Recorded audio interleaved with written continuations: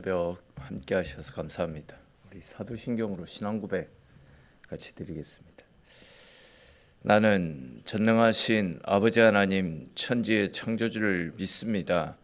나는 그의 유일하신 아들 우리 주 예수 그리스도를 믿습니다. 그는 성령으로 잉태되어 동정녀 마리아에게서 나시고 본디오 빌라도에게 고난을 받아 십자가에 못 박혀 죽으시고 장사된 지 사흘 만에 죽은 자 가운데서 다시 살아나셨으며 하늘에 오르시어 전능하신 아버지 하나님 우편에 앉아 계시다가 거기로부터 살아있는 자와 죽은 자를 심판하러 오십니다. 나는 성령을 믿으며 거룩한 공교회와 성도의 교제와 죄를 용서받는 것과 몸의 부활과 영생을 믿습니다. 아멘. 우리 찬송 같이 드리겠습니다. 찬송가 505장 같이 찬송 드리겠습니다.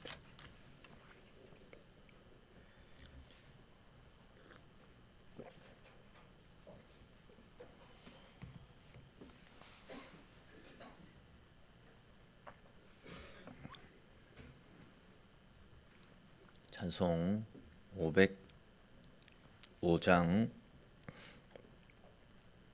505장 같이 찬송 드립니다. 온 세상 위하여 나 복음 전하리 만 백성 모두 나와서 주 말씀 들으라. 죄 중에 빠져서 헤매는 자들아 주님의 음성 듣고서 너 구원 받으라. 전하고 기도해 매일 증인 되리라. 세상 모든 사람 다 듣고 그 사랑 알도록 온 세상 위하여 이 복음 전하리. 저 죄인 회개하고서 주 예수 믿으라. 이 세상 구하려 주 돌아가신 것 나 증거하지 않으면 그 사랑 모르리. 전하고 기도해 매일 증인 되리라. 세상 모든 사람 다 듣고 그 사랑 알도록 온 세상 위하여 주의 힘하니 주 예수 이름 힘입어 이 복음 전하자. 먼 곳에 나가서 전하지 못해도 나 어느 곳에 있든지 늘 기도 힘쓰리. 전하고 기도해 매일 증인 되리라. 세상 모든 사람 다 듣고 그 사랑 알도록. 아멘. 오늘 함께 나눌 말씀 보겠습니다. 오늘 말씀은 요한복음 4장 27절에서 42절까지 말씀입니다.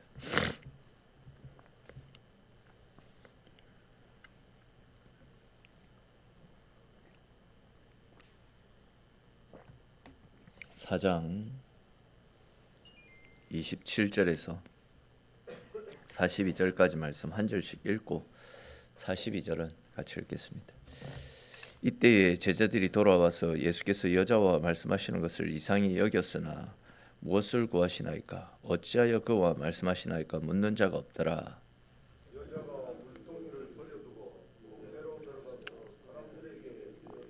내가 행한 모든 일을 내게 말한 사람을 와서 보라. 이는 그리스도가 아니냐 하니, 그 사이에 제자들이 청하여 이르되 랍비여 잡수소서.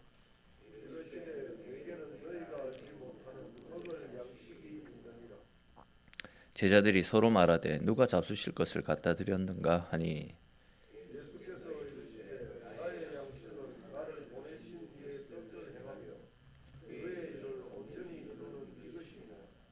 너희는 넉 달이 지나야 추수할 때가 이르겠다 하지 아니하느냐? 그러나 나는 너희에게 이르노니 너희 눈을 들어 밭을 보라. 희어져 추수하게 되었도다.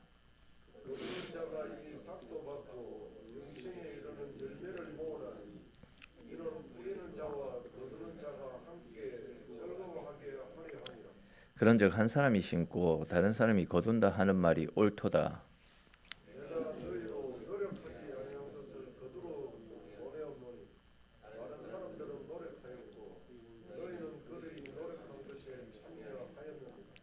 여자의 말이 내가 행한 모든 것을 그가 내게 말하였다 정언하므로 그 동네 중에 많은 사마리아인이 예수를 믿는지라.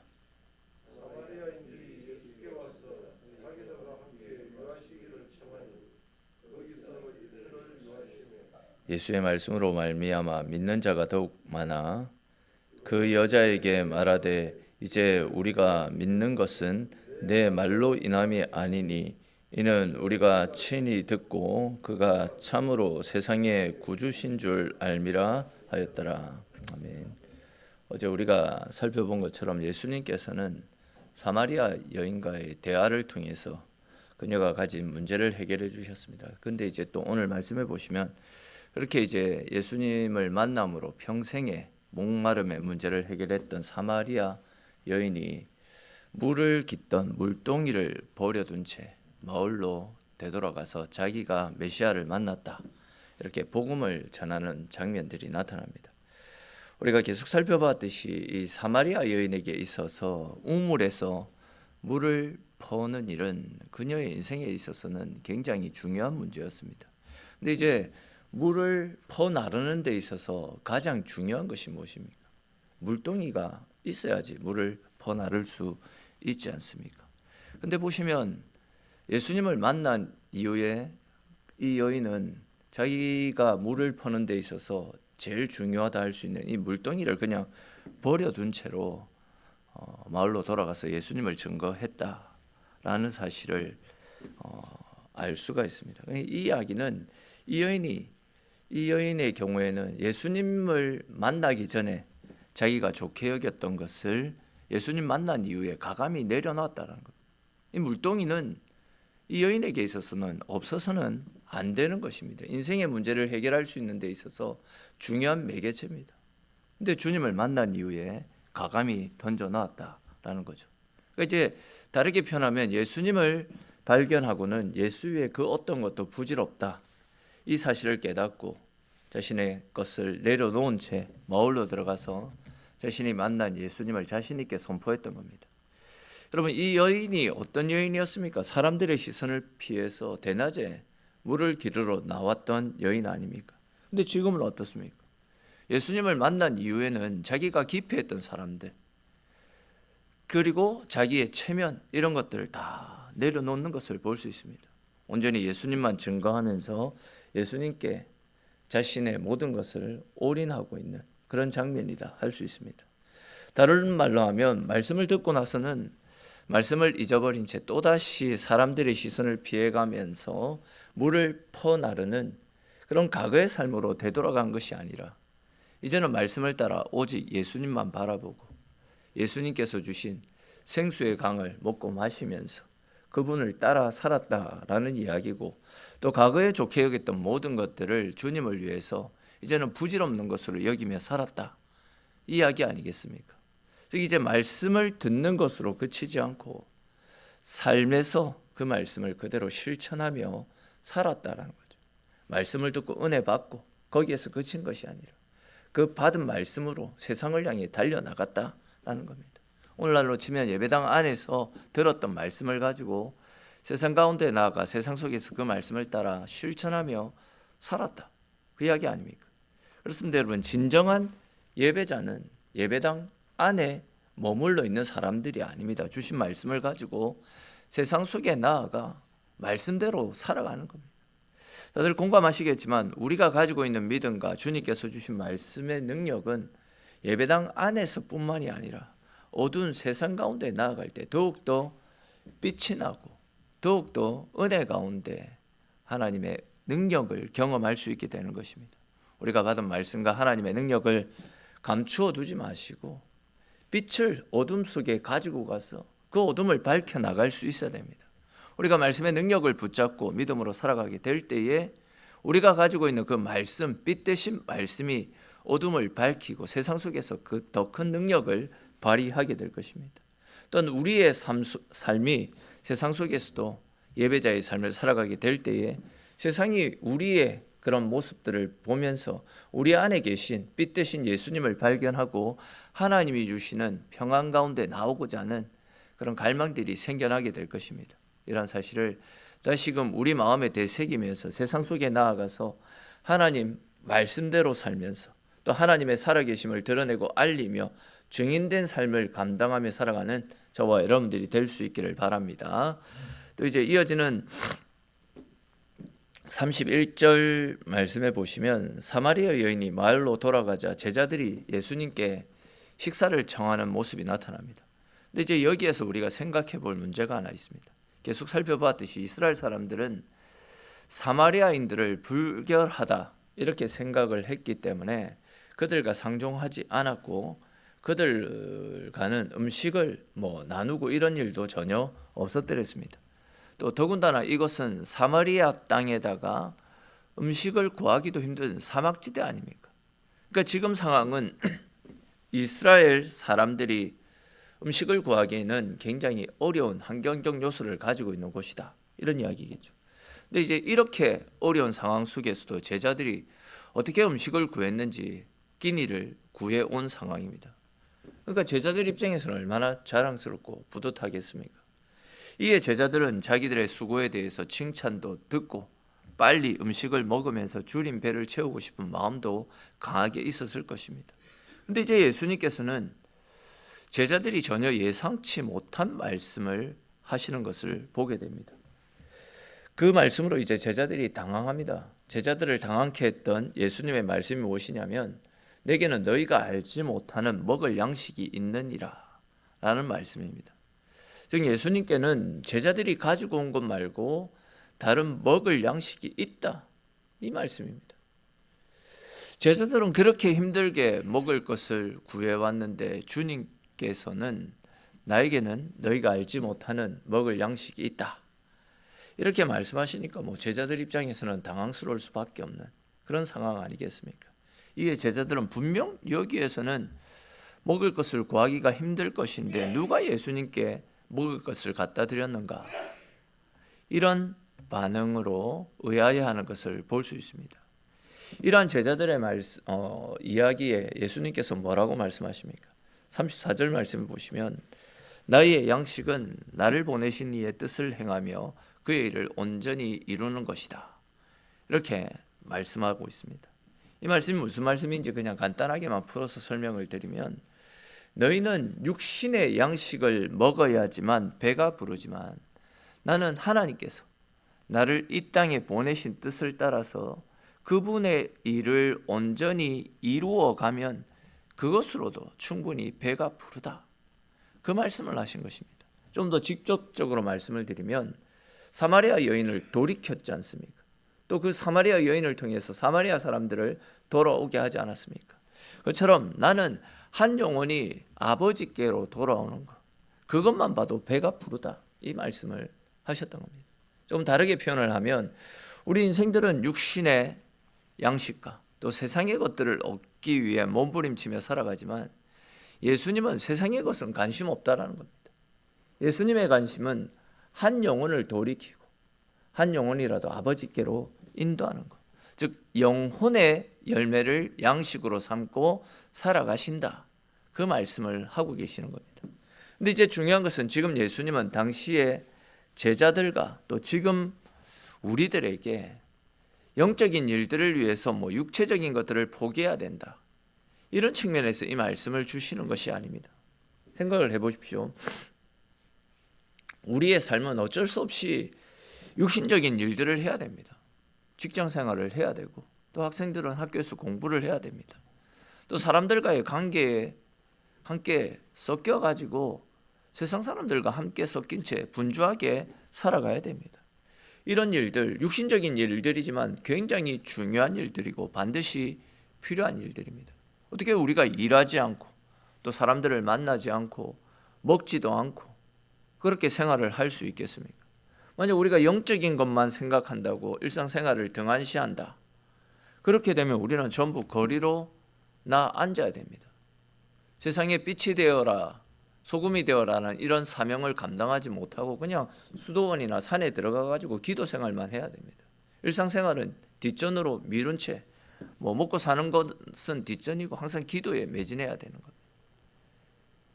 그렇기 때문에 우리는 먹고 살아가는 일들을 걱정해야 되는 거고, 다리를 뻗고 살아갈 집을 또 길을 염려하며 살아가야 됩니다.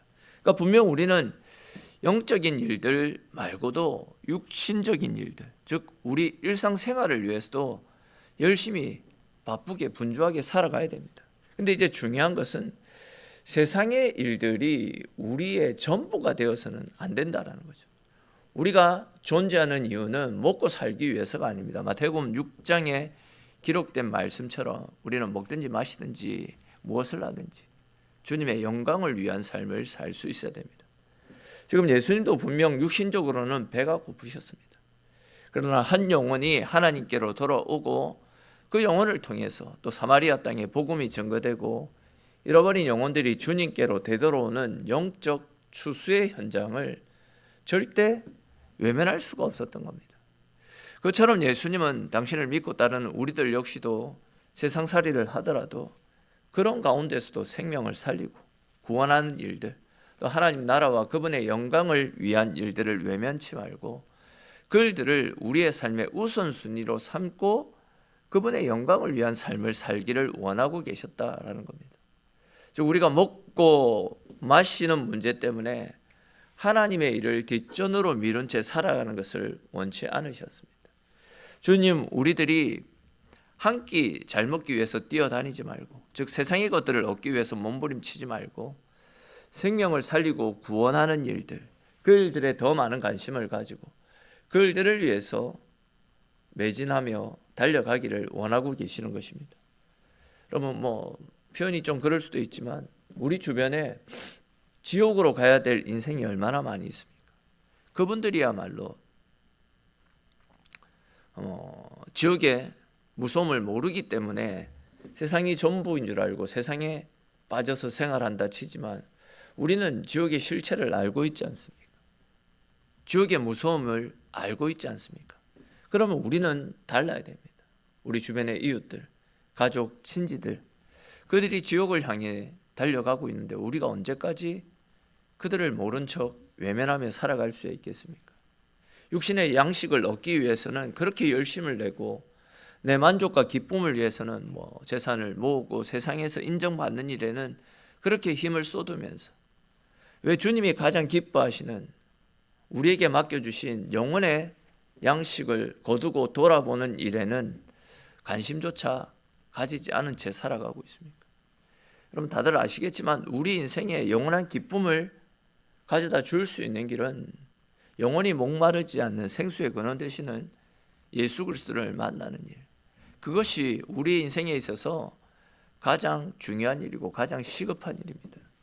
또한 그분의 사랑을 세상 가운데 전하면서 영적 추수를 감당해 나가는 것, 이것이 우리의 삶의 우선순위가 될 수 있어야 됩니다.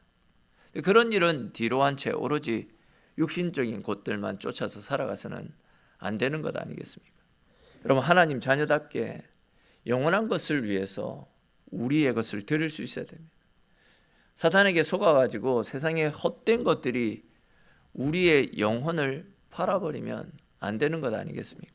오늘 나는 이 말씀들을 꼭 기억하시고 나의 뜻대로 나의 오래된 고집과 습관을 따라 살아가지 마시고 온전히 하나님의 말씀을 따라 믿음 가운데 살아가시고 우리의 남은 인생도 생명을 살리고 구원하는 일들을 통해서 또한 우리 주님께서 찾으시는 영혼의 양식을 주님께 올려드리는 일들을 위해서 세상과 구별된 모습으로 오늘 하루도 우리에게 맡겨진 삶의 현장 속에서 열심을 내며 하나님의 사랑을, 하나님의 은혜를 드러내며 살아가는 저와 여러분들의 삶이 될 수 있기를 주님의 이름으로 축원합니다.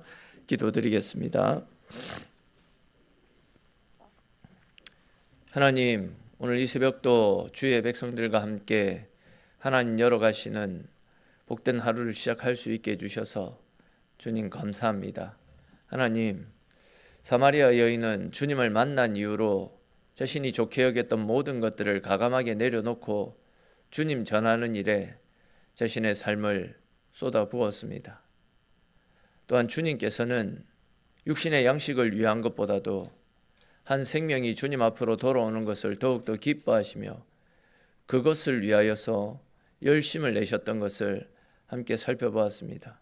하나님, 우리의 삶 역시도 주님을 만난 사람들답게 세상의 것들을 위해서 살아가는 삶이 아니라 하나님이 기뻐하시는 일들을 위해서 내가 좋게 여겼던 것, 내가 추구하며 살아왔던 것 가감하게 내려놓고 더욱더 주께로 가까이 나아가 주님과 함께하는 삶을 살게 하시고 더 나아가 내 안에 역사하시는 우리 주 예수 그리스도의 은혜와 사랑을 세상 가운데 드러내며 알리고 전하는 일에 우리의 시간과 우리의 물질과 우리의 삶을 드릴 수 있는 우리의 인생이 될 수 있도록 하나님 은혜 베풀어 주시옵소서. 오늘도 우리에게 허락하여 주신 삶의 현장 속에서 우리가 만나고 교제하고 함께하는 사람들 가운데 하나님의 사랑을 모르고 있는 사람들이 있다면 그들에게 내가 받은 사랑, 내가 받은 은혜들을 드러내고 증거하며 알리는 데도 열심을 내며 살아가는 우리의 하루가 될 수 있도록 하나님 함께하여 주시옵소서.